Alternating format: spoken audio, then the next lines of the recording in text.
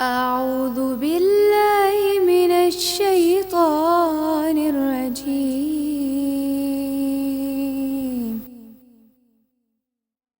بسم الله الرحمن الرحيم. الحمد لله الذي أنزل على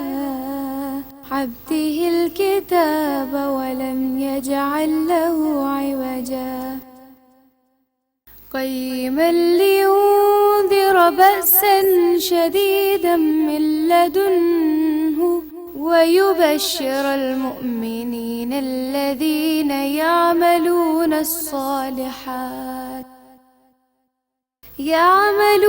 الصالحات أن لهم أجرا حسنا ماكثين فيه أبدا وينذر الذين قالوا اتخذ الله ولدا ما لهم به من علم ولا لآبائهم إن يقولون إلا كذبا فلعلك باخع نفسك على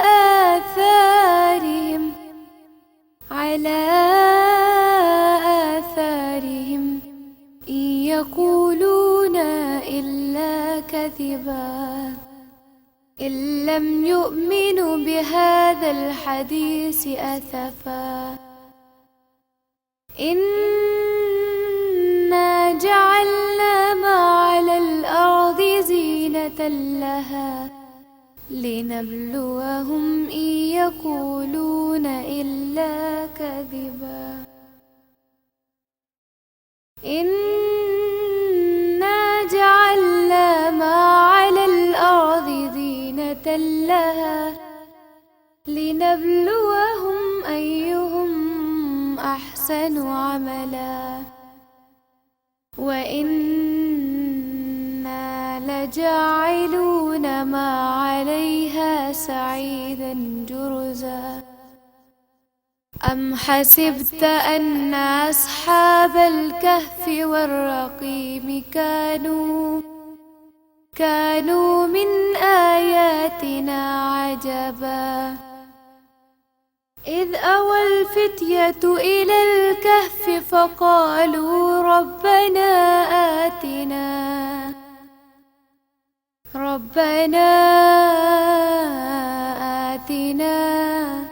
من لدنك رحمة وهي لنا من أمرنا رشدا. صدق الله